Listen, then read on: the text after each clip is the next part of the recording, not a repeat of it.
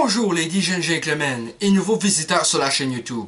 Ici Mr Flamingo et bienvenue pour une vidéo critique du film Logan. Donc le film est réalisé par James Mangold, celui qui nous avait offert The Wolverine, sorti en 2013. Et honnêtement, pour le dernier opus de Hugh Jackman en tant que Wolverine, j'ai trouvé le film quand même très bien réalisé. Et pour parler du film en lui-même, il faut savoir que le film est un genre d'adaptation, je dis bien un genre, parce que c'est basé sur Old Man Logan, une bande dessinée dans laquelle Logan il est en train de vieillir, contrairement à ce que normalement que Wolverine d'habitude il est supposé se régénérer puis tout le temps avoir l'air jeune.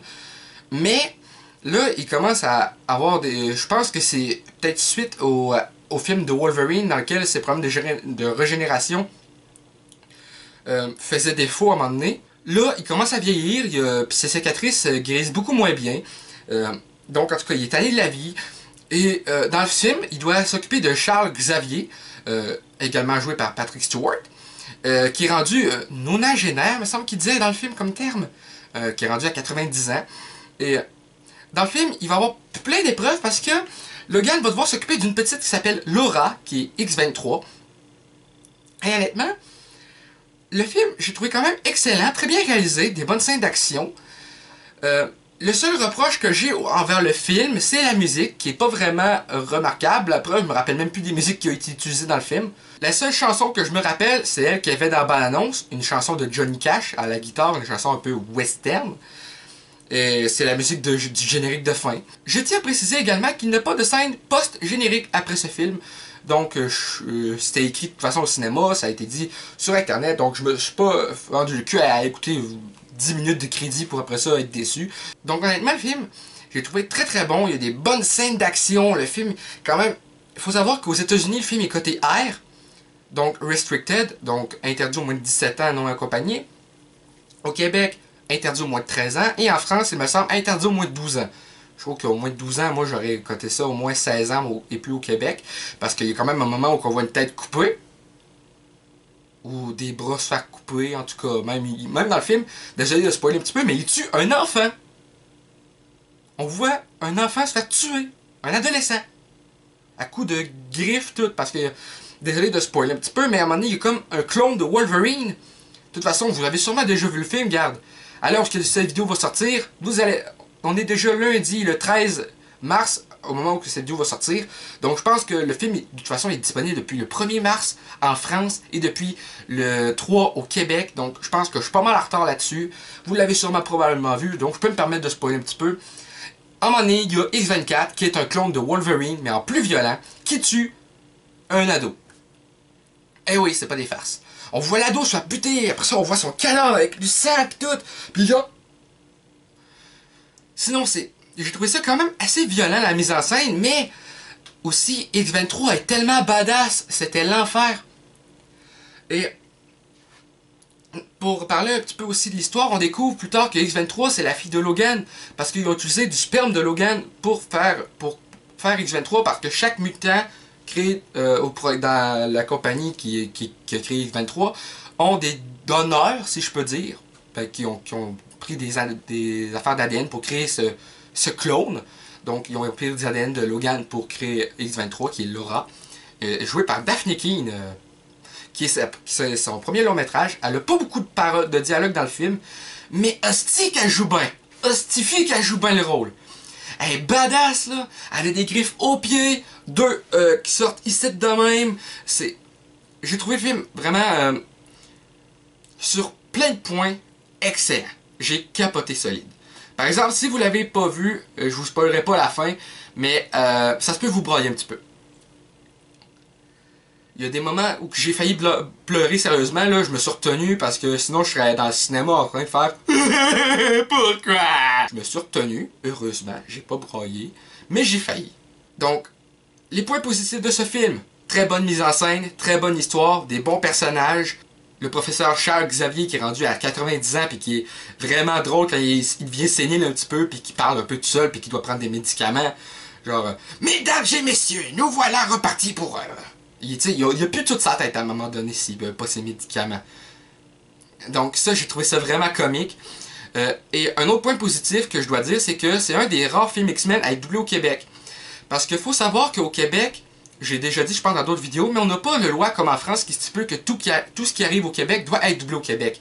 Donc on se ramasse avec les premiers X-Men qui ont été doublés uniquement en France, sauf le premier, mais en version VHS.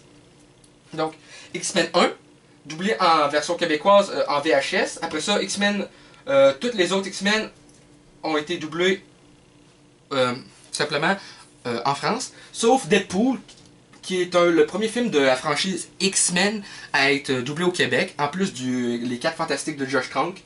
Donc, c'est un peu ça. Et je trouve que c'est le fun parce que c'est différent. Puis, j'ai regardé la critique de Durandal avant d'aller voir le film. Et il disait que la traduction française que lui a vue, c'était moyen. Puis, j'ai porté attention aux traductions, moi, pendant que je suis allé voir le film. Puis, effectivement, la traduction québécoise est beaucoup mieux, je pense, de ce que j'ai entendu dans sa critique à lui. Donc, Durandal, si tu écoutes cette vidéo, je sais pas si c'est possible, mais en tout cas, j'adore ce que tu fais comme vidéo critique. T'es un passionné, t'es encore plus passionné que moi avec le nombre de films que toi t'as en arrière de toi. En tout cas, honnêtement, j'ai porté vraiment attention à ce qu'il disait dans sa critique avec l'autre, son ami qui était dans la vidéo avec lui. Je me rappelle plus vraiment de son nom, son ami, désolé. Il disait aussi... justement que le doublage, des fois il y avait des trucs genre je t'oublie pas mais parfois je t'oublie. Alors que nous au Québec, ça disait je t'oublie pas mais parfois je ne te reconnais plus. Comme Durandal disait dans sa vidéo critique, c'était en anglais I don't forget you, it's just sometimes I don't recognize you. Donc c'est ça, il y a une grosse différence entre le doublage français et le doublage québécois. Donc ça c'est le premier film vraiment de la franchise Wolverine à être doublé au Québec. Daniel Picard qui fait une bonne job en tant que Hugh Jackman. Daniel Picard aussi qui doublait Tony Stark dans les films Avengers avant que Disney France décide que ça soit juste son doubleur français. Merci Disney France, hein, parce que Daniel Picard faisait le meilleur job, je trouve, en tant que Tony Stark. Mais Bernard Gabé, si vous regardez cette vidéo, j'ai beaucoup de respect pour ce que vous faites en tant que doubleur. En tout cas, ça m'étonne, je sais pas pourquoi je dis ça, là, comme si des doubleurs allaient regarder cette vidéo. Donc c'est ça, Disney France avait décidé en tout cas que Bernard Gabé allait uniquement doubler Tony Stark pour les versions françaises et québécoises. Donc on se ramasse avec des films doublés au Québec, mais avec un doubleur français au casting, avec son doublage à lui. En tout cas, alors qu'il parle genre, surtout ne fais pas comme moi. Surtout ne fais pas ce que je ferais. Et encore moi, je ne le ferai jamais. C'est une voix comme ça, c'est mon imitation. Tandis que Daniel Picard, c'est genre, vous n'avez aucune idée de qui vous avez devant vous. Un homme de théâtre? Votre mère a-t-elle appris que vous portiez cette draperie? Tu sais, je trouvais qu'il était plus expressif. En tout cas, je parlais pas juste du doublage. Enfin bref, vraiment, le film, le doublage était excellent, la mise en scène excellente, les scènes d'action m'en mettaient plein la vue. J'adorerais tellement à un moment donné avoir l'opportunité de réaliser des trucs comme ça, des films. Depuis que je suis tout petit, je rêve de pouvoir réaliser des longs métrages. Même si c'est pas moi qui les écris, j'adorerais ça. Puis Hollywood, c'est genre mon plus grand rêve. Et c'est pour ça un peu que j'ai commencé YouTube. Je voulais réaliser mes propres vidéos, ces affaires-là. Si un jour j'ai l'opportunité, j'adorerais ça. En tout cas, je m'écarterai pas trop pour cette vidéo critique là. Je pense que je vais arrêter ça là parce que je pense que j'ai pas mal parlé de tout. Donc, pour résumer... Point positif, des bonnes scènes d'action, des personnages vraiment bien interprétés, Hugh Jackman, Patrick Stewart, Daphne Keane. Les méchants, sont corrects, ni plus ni moins. Sinon, c'est un peu ça. La musique, bof, à part la musique de générique de fin qui était dans la bande-annonce aussi. Donc, c'est un peu ce que je trouve à dire pour ce film. Je vous spoilerai pas la fin comme j'ai dit un peu tantôt. Donc, enfin bref, merci d'avoir écouté cette vidéo critique du film Logan. J'espère que la vidéo vous a plu. Si c'est le cas, n'hésitez pas à laisser un commentaire. Un petit like, ça fait toujours plaisir. Et un abonnement à la chaîne si ce n'est pas déjà fait. Et pour rejoindre le club et la gang des Flamants Roses. Sur ce, c'était Mr Flamingo. Je vous souhaite une très bonne journée et on se revoit bientôt. Bye bye.